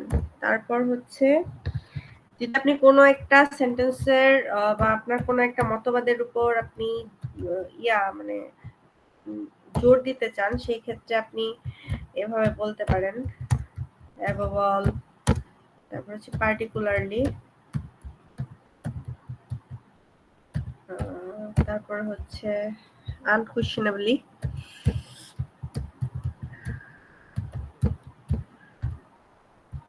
তারপরে হচ্ছে স্পেশালি, তারপরে হচ্ছে সার্টেনলি। তারপর হচ্ছে আরেকটা জিনিস যেটা বলবো সেটা হচ্ছে যে আপনি যদি কোন আর্টিকেল ফিনিশ করতে চান সেক্ষেত্রে আমি স্পেশালি যেটা ইউজ করি সেটা হচ্ছে ইন এ নাটশেল, মানে সংক্ষেপে পুরো জিনিসটাকে উঠাই দিই, এটা আমি ইউজ করি। আর হচ্ছে আপনি হাউএভার ইউজ করতে পারেন খুব কমনলি, যে আসলে যাই হোক পুরো আর্টিকেলে যা লিখছি তারপরে হচ্ছে এরকম এরকম, বানান ভুল হচ্ছে নাকি নাকি যাই না, আচ্ছা যাই হোক। তো এইরকম হচ্ছে আপনারা ইউজ করতে পারেন। এরকম আরো বেশ কিছু আপনারা যদি রিসার্চ করেন নিজেরা তাহলে হয়তো বা জিনিসগুলো আপনারা ক্লিয়ার হবেন যে আসলে যে এই কজ দেখাতে কি টাইপের ওয়ার্ডগুলো ব্যবহার করতে পারি আর্টিকেলের জন্য। এগুলো নিয়ে যদি আপনি গুগলে একটু রিসার্চ করেন আপনারা পারবেন, ইনশাল্লাহ ভালো কিছু পাবেন।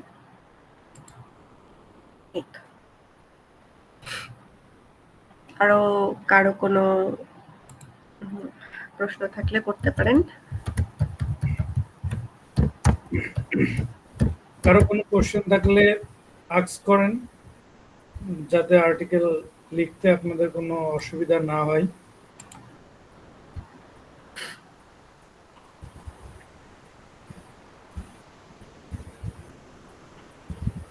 এমডি আবু সাইদ, আপনি কিছু বলবেন নাকি এমনিতেই হাত হচ্ছে করে রেখেছেন? আচ্ছা সালমান, আপনি কিছু বলবেন হয়তো।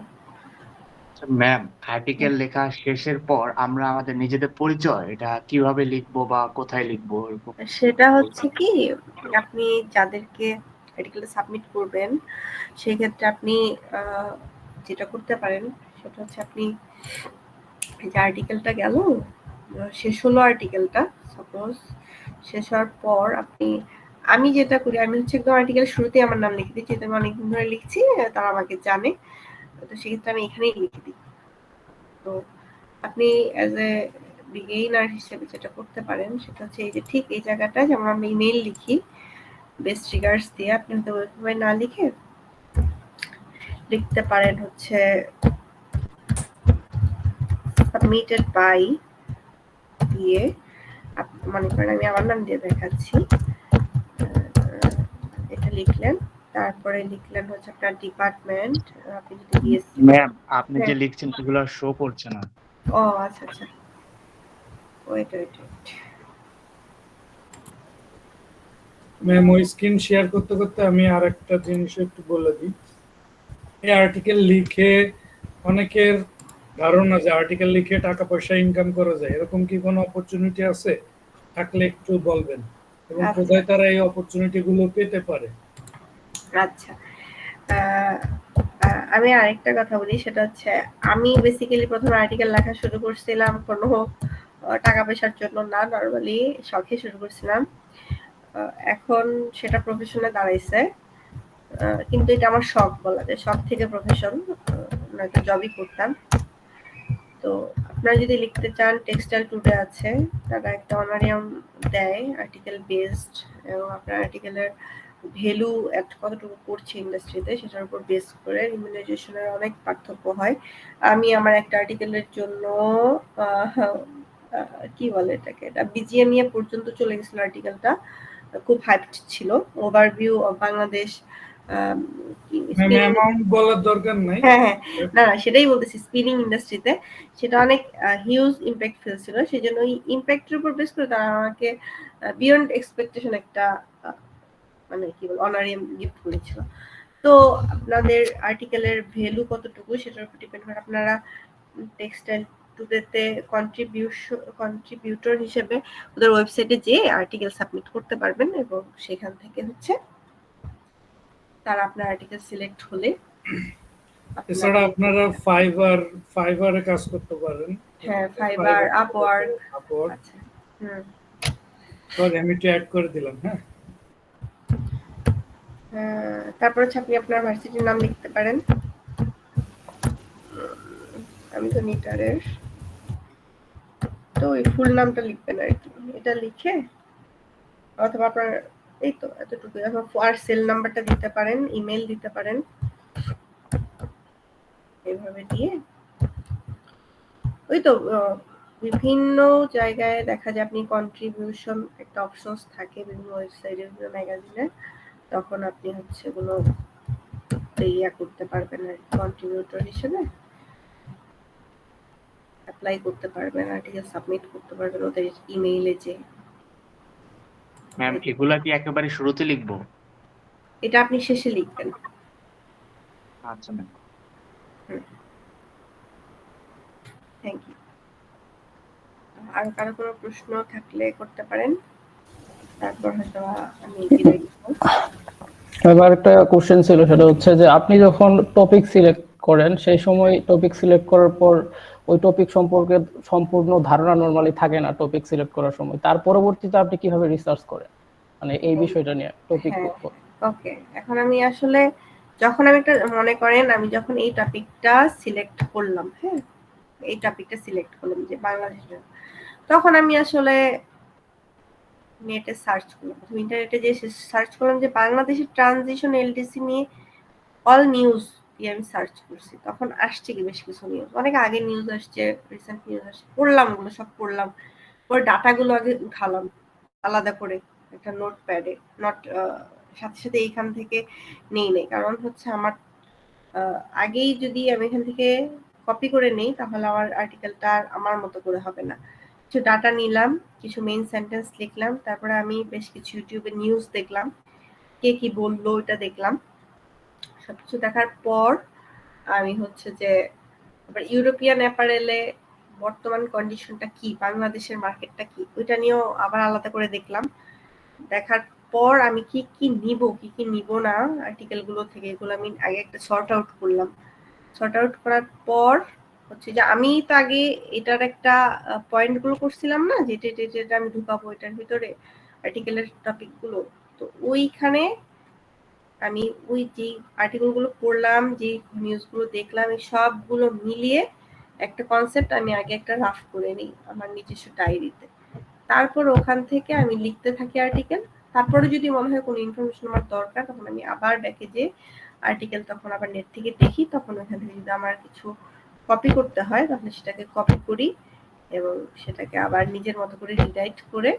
তারপর হচ্ছে এখানে আমি অ্যাপ্লাই করি।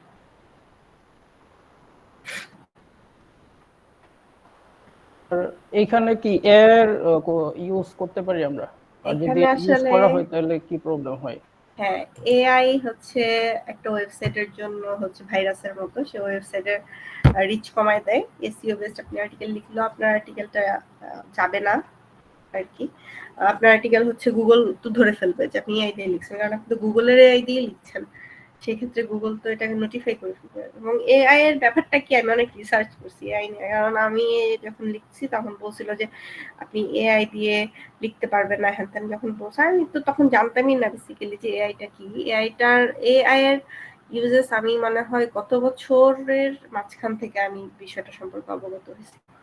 তো তখন আমি আসলে দেখলাম যে এআই কিভাবে লেখে, আমি এআই কে দিয়ে কতগুলো আর্টিকেল লেখালাম, লেখানোর পর দেখি ওরা খুব মানে হার্শ ওয়ার্ড ইউজ করে, মানে খুব রোবোটিক ওয়ার্ড ইউজ করে, যেটাতে কোনো হিউম্যান ইমোশন নাই। তো হিউম্যান ইমোশন না থাকলে তো আপনি আসলে আপনার রিডার বা অডিয়েন্সকে তো পড়াইতে পারবেন না। একটা জিনিস আপনি একটা লিখলেন যে আমি মানে আমি বা আর্টিকেল যে লেখে এআই যে লেখা আর্টিকেলগুলো আমি পড়লাম, ওইখানে আপনি ইনফরমেশন পাবেন ইনফরমেশনের মতো করে, কিন্তু আপনি আর্টিকেল এর ভিতরে কোনো প্রাণ থাকবে না আর কি, যেটা যে এআই দিয়ে লেখাটা বোঝাই যাবে। আর এটা একটা ওয়েবসাইটের জন্য খারাপ। আর প্লাস হচ্ছে আপনি এআই থেকে ইনফরমেশন নিতে পারেন, কিন্তু এই ইনফরমেশন সরাসরি ইউজ করা যাবে না, সেটা সম্পর্কে আপনাকে আবার রিসার্চ করতে হবে আর কি। সাপোজ আপনি এআই থেকে কিছু ডাটা নিলেন বা বললেন যে রিসেন্ট ডাটাগুলো আমাকে দাও, সে দিল আপনাকে, কিন্তু আপনি সরাসরি ইউজ করতে পারবেন না রিসেন্ট ডাটা, কারণ সে অনেক কিছু ভুল দেয়, ভুল ইনফরমেশনও দেয়, মানে তাকে যেটা ইনপুট দেওয়া হয়েছে সেটা ওখান থেকে খুঁজেই দেয়। সেজন্য আপনাকে নিজে আবার সেটাকে জাজ করার জন্য ভালো করে জিনিসগুলো নিয়ে রিসার্চ করতে হবে। আপনি একটা প্রাথমিক আইডিয়া হয়তো বা নিতে পারেন, কিন্তু এটাকে নিয়ে আরো কাজ করতে হবে। ওইটাকে যদি আমি প্যারাফেসিং করি প্রায় এই 70% 80% যাই বল, যদি প্যারাফেসিং করা হয় তাইলেও কি ধরতে পারবে গুগল বট? না, আপনার গুগল বট ধরতে পারবে না, কিন্তু আপনার রাইটিং এর কোয়ালিটি খুবই ডাউন হবে, খুবই ডাউন হবে। আপনি না, আমি তো 100% মোটামুটি ইংলিশ জানি, সেই ক্ষেত্রে তো আমি বুঝতে পারবো যে আসলে এটা হার্ড নাকি ইজি। আমি যাকে ফোকাস করে আমার আর্টিকেলটা লিখতেছি, সেই ক্ষেত্রে তো আমি বুঝবো যে আমার ফোকাস অডিয়েন্স যারা আছে তারা আমি যেভাবে লিখতেছি এটা বুঝবে কিনা, ওইভাবেই প্যারাফ্রেজিং করব, সেটা করতে পারি কিনা। না, এখন সেটা তো করতে পারেনি, সেটা হচ্ছে আপনার কি বলে এটা, কি বলে এটা, ওই যে আছে না যে চুরি বিদ্যা মহাবিদ্যা যদি না পড়া ধরা, সেটা তো আপনি তো অন্য মানুষের, আপনি তো রিসার্চ কম করে এআই কে দিয়ে লেখায় নিলেন এবং আপনি পরে প্যারাফ্রেজিং করলেন, করে একটা আর্টিকেল দাঁড়া করালেন। কিন্তু এখানে আমি যেটা বলবো আর কি, পার্সোনালি আমার ওপিনিয়ন যেটা, যে আপনি আর্টিকেলটা লিখবেন, এটা রিডার ফ্রেন্ডলিও হবে, কিন্তু আপনি এটার ভিতরে সব ইনফরমেশন কভার করতে পারবেন না। কারণ এআই কে যে প্রম্পট গুলো দেওয়া হয়, এই প্রম্পট গুলো আপনি এআই কে বারবার বুঝাতে পারবেন না। একজন হিউম্যান ব্রেইন যেভাবে রিসার্চ করে জিনিসটাকে বের করে আনতে পারবে, এআই ওটা আপনাকে দিতে পারবে না। আপনি হয়তো একটা আর্টিকেল লিখতে পারবেন, পাবলিশও করাতে পারবেন, কেউ বুঝতে পারবে না, কিন্তু আপনার আর্টিকেলটার তো সব ইনফরমেশন কভার হবে না। মানে অ্যাকর্ডিং, মানে আমি যেভাবে লিখি আমার তারা এআই হচ্ছে আমার কাজ করতে পারবে না, কারণ আমি একটা আর্টিকেলের তো সব তুলে ধরার চেষ্টা করি। এটা হচ্ছে আমার, মানে আপনি লিখলে আপনারটা ধরা যাবে না বা কেউ বুঝবে না, কিন্তু আপনার আর্টিকেলের কোয়ালিটিটা বেস্ট হবে না, এটা হয়তো গুড পর্যন্ত থাকতে পারে, গুড। আরেকটা হচ্ছে যে আপনি যখন আর্টিকেল লিখেন সেই সময় রিসার্চ করতে কেমন সময় লাগে? সাপোজ 1000 ওয়ার্ডের একটা কন্টেন্ট লিখতেছেন, সেই ক্ষেত্রে আপনি কেমন রিসার্চ করেন বা কেমন সময় লাগে মোটামুটি নরমালি? আমার সময় তো লাগেই, ভালোই লাগে। আমি যদি ফুল এফোর্ট দিয়ে করি সেই ক্ষেত্রে আমার 3 দিন লাগবে হাইয়েস্ট, আর যদি আমি গা ছাড়া ভাব দিয়ে করি তাহলে 7 দিন লাগবে, এরকম। আরেকটা হচ্ছে যে কন্টেন্ট লেখা তো অন পেজ এসইও নরমালি, তো অন পেজ এসইওটা কি ওয়েবসাইট, মানে যাদের ওয়েবসাইট তারা অন পেজ এসইও করে, নাকি আপনার এখান থেকে সর্বোচ্চ যতটুকু পারেন অন পেজ এসইওর ব্যাপারটা আপনি নিজেই দেখেন? আমি নরমালি আমার এসইওর কাজ এভাবে করতে হয় না, যেহেতু এটা একটা renowned multi national textile magazine আর কি, তো ওরা নিজেরাই করে আর কি, আমার ওইভাবে করা লাগে না এখন পর্যন্ত। কিন্তু আবার কিছু কিছু ক্ষেত্রে আমি অন পেজ এসইওর ক্ষেত্রে আমি নিজে মানে অন্য একটার জন্য, টেক্সটাইল লার্নারের জন্য আমাকে নিজে থেকেই বেস্টটা ট্রাই করে দিতে হয় আর কি, কিওয়ার্ড সার্চিং থেকে শুরু করে সবকিছু। জি, থ্যাংক ইউ। ওয়েলকাম।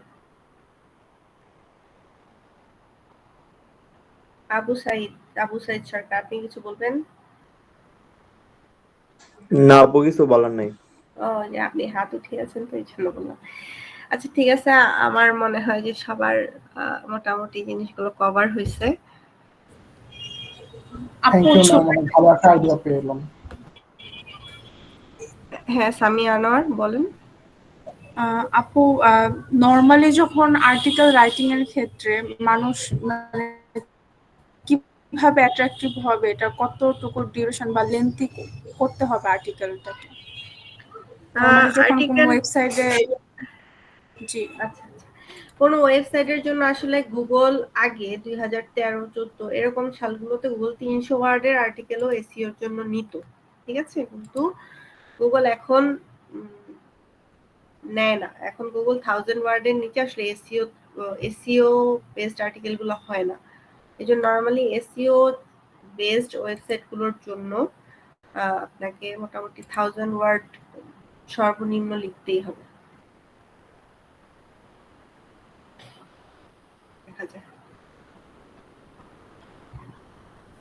আরেকটা হচ্ছে যে আমি সাপোজ আমি মোটামুটি কন্টেন্ট রাইটিং জানি, আরেকটা হচ্ছে কন্টেন্ট কিভাবে লেখা লাগে, কিভাবে এসইও ফ্রেন্ডলি করা লাগে, সবকিছু মোটামুটি আমার জানা আছে। সেই ক্ষেত্রে আমি কমিউনিকেশন কিভাবে করব ইয়ের সাথে? ধরেন বাংলাদেশি বেসড কোনো ওয়েবসাইটের ওনার যারা আছে টেক্সটাইল রিলেটেড, সেই ক্ষেত্রে তাদের সাথে কমিউনিকেশন কিভাবে করব? আপনার এর জন্য সবচেয়ে বেশি ইফেক্ট করবে হচ্ছে আপনার লিঙ্কডইন অ্যাকাউন্ট। যদি আপনার থাকে এবং আপনি যদি সেটা ইউজ করেন, তাহলে বিভিন্ন ধরনের টেক্সটাইল রিলেটেড পেজগুলো আপনারা পাবেন এবং সেখানে আপনারা আপনাদেরকে মেসেজ দিতে পারেন যে এরকম বিষয়গুলো সম্পর্কে নিজের ইন্ট্রোডিউস করতে পারেন নিজেকে, তারপর নিজের আপনার আর্টিকেলের ব্যাপারে বলতে পারেন। আরেকটা হচ্ছে যে ম্যাম, প্রায় একটা ওয়েবসাইটে যদি পুরাতন ওয়েবসাইট হয় সেই ক্ষেত্রে ওনাদের অনেক পেজ থাকে, প্রায় 3000 300 বা 100 150। সেই ক্ষেত্রে আমার যদি টাইটেল যদি সেম হয় তাহলে তো প্রবলেম হওয়ার একটা পসিবিলিটি আছে। সেই ক্ষেত্রে ওনাদেরকে বলে নেওয়া লাগে যে আমি কোন টাইটেলে আসলে কোন টপিক সিলেক্ট করব, সেই এই ক্ষেত্রে ব্যাপারটা কি ওনাদের সাথে যোগাযোগ করা লাগে কিনা? আসলে আপডেট করে দেয়। যখন আপনি মনে করেন অনেকদিন আগের কোনো আর্টিকেলকে নিউ ভিশনে লিখতে চাচ্ছেন বর্তমান পার্সপেক্টিভে, তখন টাইটেল সেম থাকলেও অসুবিধা নেই, তারা এটা আপডেট হিসেবে ইউজ করে।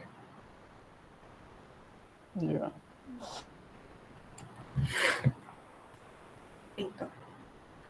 আর আপনাদের ভিতর যদি আপনারা আর্টিকেল রাইটিং সম্পর্কে আরো কিছু জানতে চান স্পেসিফিকলি, সেই ক্ষেত্রে আমি হচ্ছে আপনাদেরকে দাঁড়ান আগে জিজ্ঞেস করি।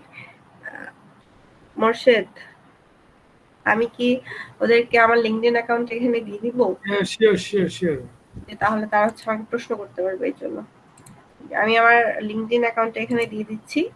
আপনারা চাইলে আমাকে অ্যাড পাঠাতে পারেন এবং ওখানে মেসেজ করতে পারেন। ওখানে মোটামুটি অ্যাক্টিভ থাকা হয়। এই তো, আশা করি আপনারা আপনাদের প্রশ্নের উত্তর পেয়ে গিয়েছেন এবং এখনের পরে আপনাদের আরো কিছু প্রশ্ন আসতে পারে মাথায়, সেগুলো হচ্ছে আপনারা নিয়ে নিজে সার্চ করতে পারেন, অথবা কোনোভাবে যদি মনে হয় যে না আপু কাজ করবো, তাহলে আমাকেও জিজ্ঞেস করতে পারেন। আর আপনাদের ফিউচার রাইটিং এর জন্য অনেক শুভকামনা, এবং কখনো হতাশ হবেন না। অনেক সময়ই আর্টিকেল পাবলিশ হবে না, কিন্তু ধৈর্য রাখতে হবে। কিছু কিছু ক্ষেত্রে ভুল হয় এবং সেটা আশা করি যে সলভ হয়ে যাবে, এরকম কিছু। তো সবাই ভালো থাকেন। থ্যাংক ইউ ম্যাম, আপনার অনেক গুরুত্বপূর্ণ সময় ব্যয় করে আমাদেরকে সময় দিয়েছেন। আশা করি আমাদের যারা অডিয়েন্স ছিল অনেক কিছু বুঝতে পেরেছে। আসলে আর্টিকেল রাইটিং এর ব্যাপারটা অনেক বড় এবং এসইওর ব্যাপারটা অনেক বড়, অন পেজ এসইও, যেটা আসলে একটা সেশনে পুরোপুরি কভার করা সম্ভব না। ম্যাম যতটুকু পেরেছেন তিনি বুঝিয়েছেন, আশা করি আপনারা বুঝতে পেরেছেন। সামনে যে আমাদের এই আর্টিকেল রাইটিং এর উপর যে কম্পিটিশন আছে সেটা আশা করি খুব ভালোভাবে এখান থেকে বুঝেছেন এবং পরবর্তীতে সেটা ইমপ্লিমেন্ট করতে পারবেন।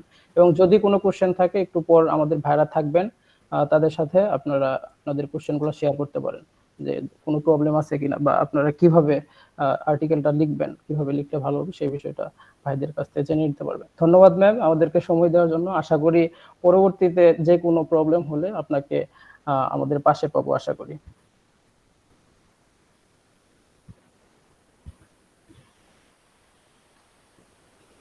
ঠিক আছে, সবাইকে ধন্যবাদ। সবাই ভালো থাকবেন, আমার জন্য দোয়া করবেন। আসসালামু আলাইকুম। আসসালামু আলাইকুম।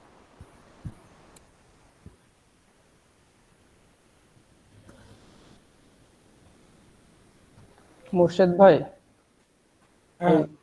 জি ভাই, আপনি বলেন একটু।